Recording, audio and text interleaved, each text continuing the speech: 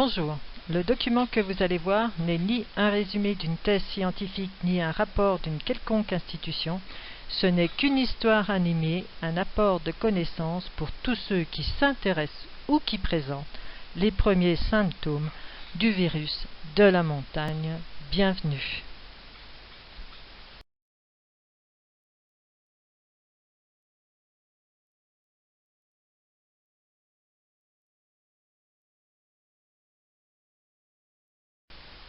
L'étage de vie en montagne est constitué en trois parties. La première représente un schéma de vallée dans les Alpes, la seconde est sur le monde végétal et animal, et enfin la troisième partie synthétise des étages de vie partout dans le monde.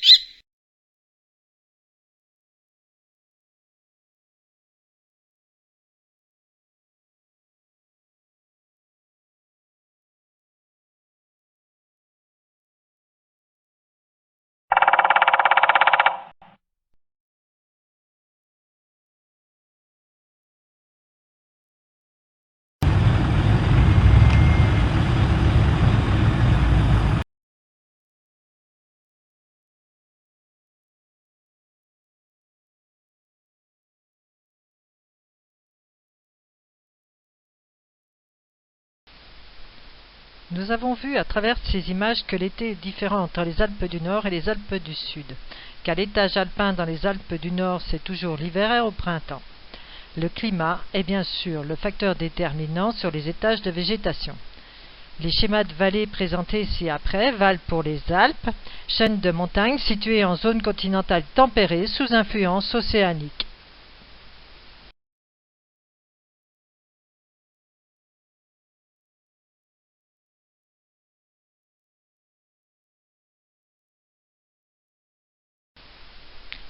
Ce schéma représente la coupe d'une vallée avec les différents étages de végétation variant entre la Draie, versant sud, et l'Ubac, le versant nord. On remarque que le soleil arrose tout le versant sud alors qu'il rase à peine le versant nord. C'est bien pourquoi l'homme a toujours cultivé et habité sur les versants sud et à l'étage montagnard où il y a 3 à 4 fois plus de soleil qu'en plaine.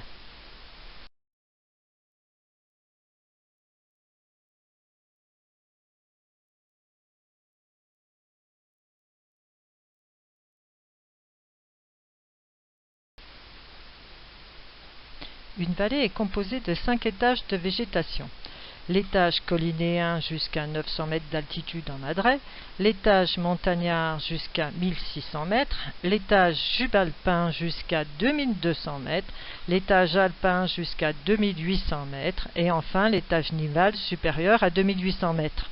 Entre l'étage subalpin et alpin, il est une zone que l'on appelle la zone de transition qui se situe aux environs de 2000-2200 mètres, facilement visible à l'œil nu, car il y a ici un changement radical de la végétation que nous allons voir plus loin.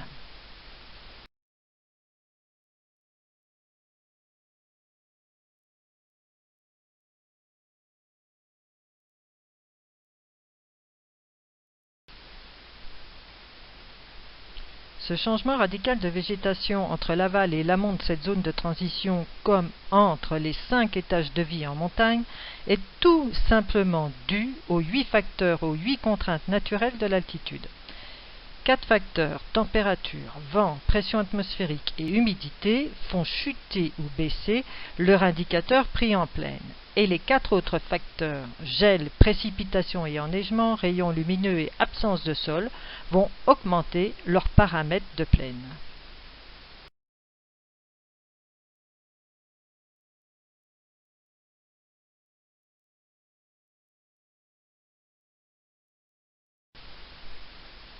Ces 8 facteurs déclenchent automatiquement un système de développement, d'adaptation qu'animaux et végétaux ont su créer pour se faire une place en montagne.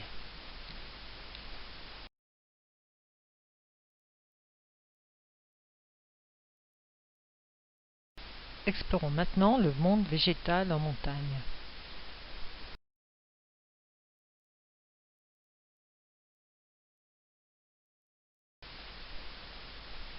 À l'étage alpin, c'est-à-dire au-delà de la zone de transition à partir de 2100 mètres d'altitude jusqu'à 2700 mètres, les plantes adaptent le nanisme, c'est-à-dire qu'elles n'ont plus de tiges.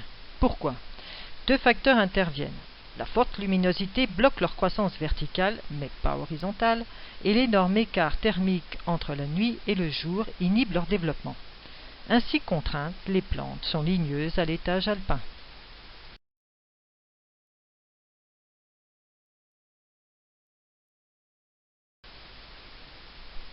Pas de tige, un développement horizontal et surtout de longues et profondes racines pour aller chercher nutrition et chaleur, voici deux beaux exemples en images. Le silène Acole en photo numéro 1, Acole signifiant sans tige, et la linéaire des Alpes en photo numéro 2.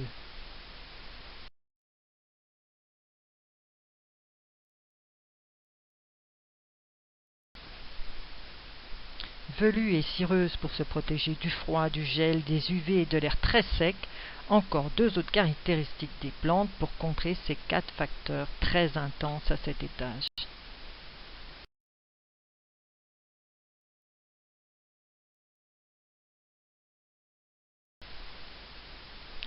Comme le montre cette image, la joubarbe a ses feuilles disposées en rosette tapissant le sol afin de se protéger des contraintes altitudinales d'une part et d'autre part pour conserver tout élément nutritif nécessaire à la préservation de la plante.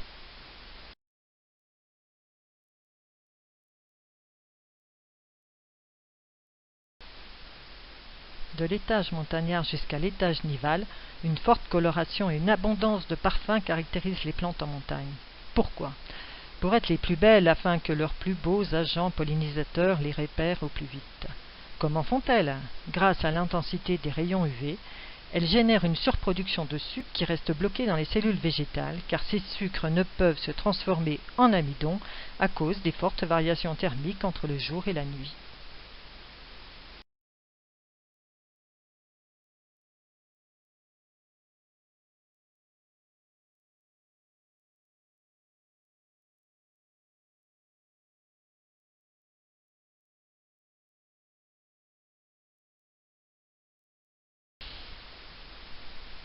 Ainsi, les plantes alpines ont 2 mois de floraison contre 9 mois pour leurs consoeurs des plaines. C'est pourquoi elles sont résistantes, persistantes et vivaces. Elles forment leurs bourgeons sitôt leur floraison terminée et la neige servira d'isolant. Ceci est important. La sensibilité d'une plante est fonction de son état de végétation. C'est-à-dire qu'à l'état dormant l'hiver, elles peuvent supporter des froids intenses qu'elles ne peuvent supporter des gels en été durant leur période de végétation. Toute variation thermique intense de saison peut évidemment perturber cet écosystème. Elles ont développé leur propre système d'adaptation par rapport à tel étage altitudinal. C'est-à-dire que transporter une plante de l'étage alpin comme l'Edelweiss ou de l'étage subalpin comme le rhododendron ferrugineux en plaine ne reproduira pas les mêmes plantes. Couleur, parfum, pilosité, toutes leurs caractéristiques en seront diminuées, voire même cela pourra nuire complètement à la plante transplantée. C'est pourquoi il existe ces mêmes plantes en plantes de culture élaborées par l'homme.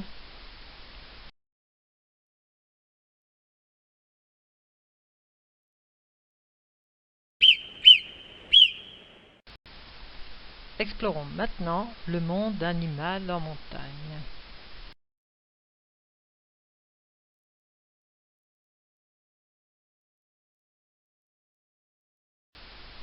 À cause des effets de l'altitude, il y a 2 fois moins d'espèces à 1500 mètres à l'étage montagnard qu'en plaine. Les animaux aussi ont adapté leur morphologie.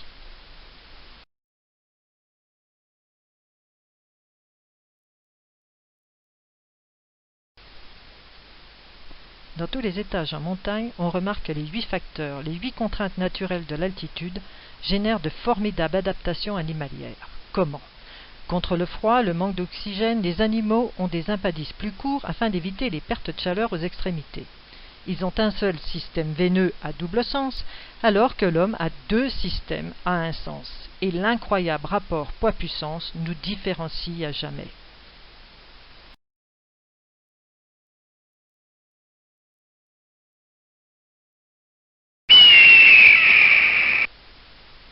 En plus de cette superbe adaptation, les rapaces, pour contrer les vents violents, le manque d'oxygène, le froid, ont développé de grandes ailes aux extrémités courbées. Tiens, ça ressemble fort à nos ailes d'avion. Et possèdent ce qu'on appelle des sacs aériens où de l'oxygène est disponible en permanence.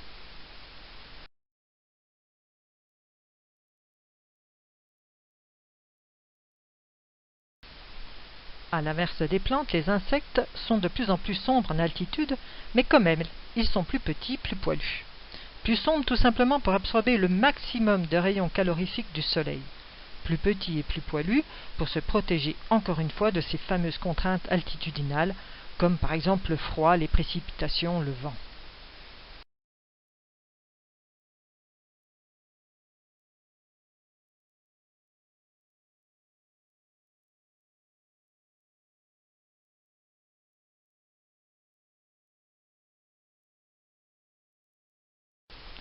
Voici donc la morphologie exemplaire et le profil top qu'il convient d'avoir pour résister aux effets de l'altitude.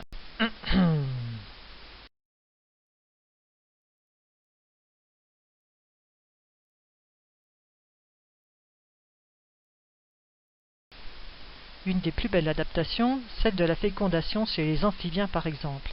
La salamandre a complètement muté son système par rapport à son espèce de plaine, tout simplement à cause du froid, du gel et de la période d'été très courte à l'étage subalpin alpin, les étages de vie des salamandres.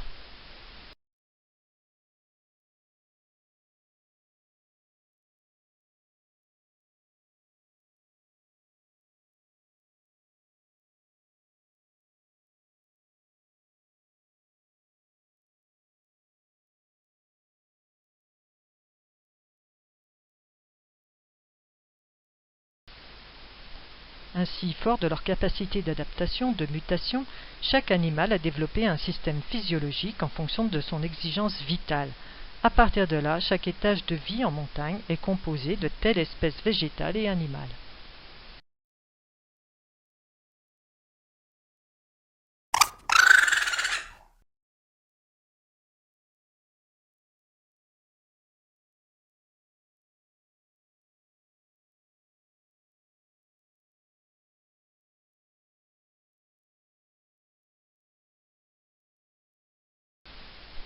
Mais comment se passe l'hiver pour nos amis les bêtes? Malins sont-ils?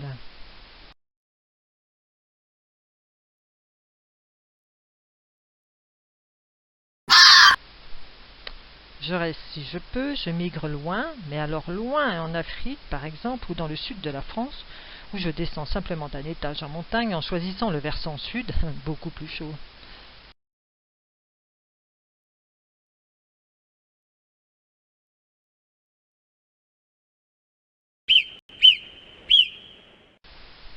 Moi, dit la marmotte, j'hiberne dès que la température extérieure affiche 12 degrés constamment.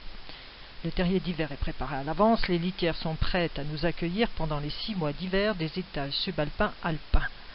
Les 4 ou 5 kilos pris durant la belle saison seront perdus durant l'hibernation. L'hibernation est un changement radical physiologique pendant une certaine période, comme la marmotte, d'autres animaux hibernent. Surprenant, hein? L'ours, les fourmis et tant d'autres ont adopté l'hivernation. C'est un état de vie au ralenti, un changement physiologique, mais pas radical. Notons surtout que c'est bien la température l'agent déclencheur de ces comportements.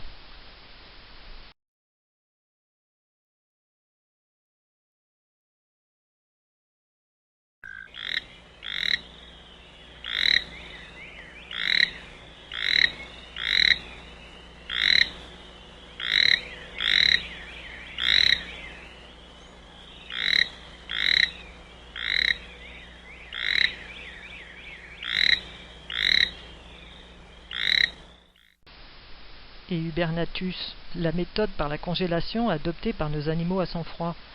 Ils produisent une sorte d'antigel, un fort taux de glycérol qui leur permet d'abaisser leur point de congélation. Ces proportions sont de 45 à 90 fois supérieures à celles de l'homme. Intéressant, n'est-ce pas?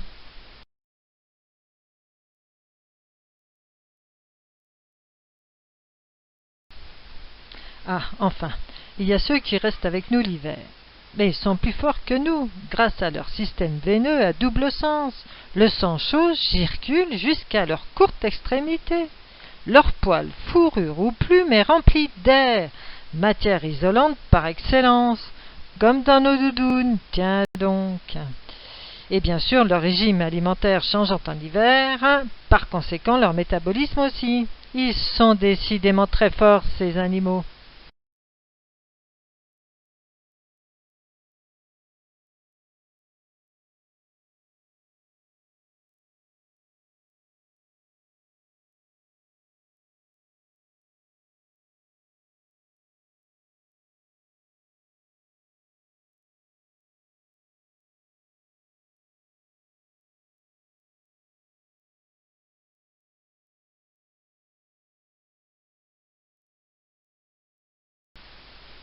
Et comme vous avez pu le lire, la température est l'agent déterminant des étages de vie. Elle baisse en moyenne de 0,6 degrés Celsius par 100 mètres de dénivellation, et ces 100 mètres de dénivellation nous projettent à 100 km nord en plaine. J'ai donné l'exemple de la station de Val Thorens, la station la plus haute d'Europe située à 2300 mètres d'altitude, donc à l'étage alpin. Ces 2300 mètres d'altitude nous projettent à 300 km au nord d'Oslo en Norvège. Bien que ce ne soient pas du tout les mêmes longitudes et latitudes, les caractéristiques des plantes de l'étage alpin de Val Thorens seront similaires à celles situées à 300 km au nord d'Oslo.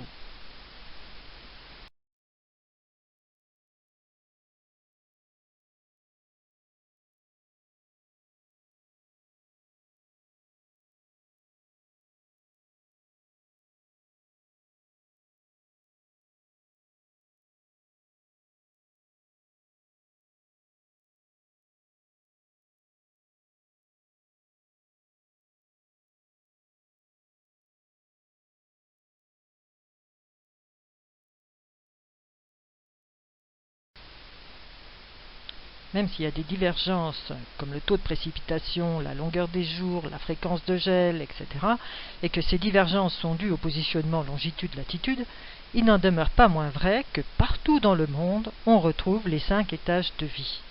L'étage collinéen, l'étage montagnard avec ses forêts, l'étage subalpin avec sa zone de transition, l'étage alpin avec ses pelouses alpines, et l'étage nival avec ses neiges persistantes.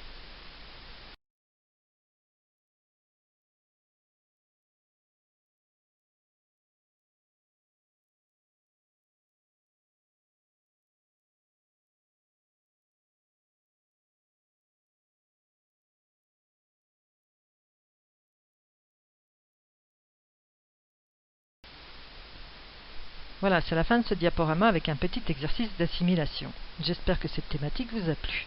Surtout, n'hésitez pas à poursuivre vos recherches d'informations sur le net via Wikipédia ou sur d'autres encyclopédies scientifiques, en librairie, auprès de vos professeurs et bien sûr auprès de l'École de la Montagne via des emails.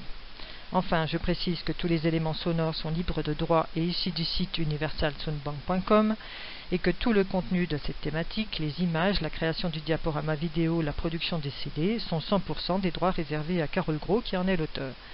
Moi, je vous dis au revoir et à bientôt.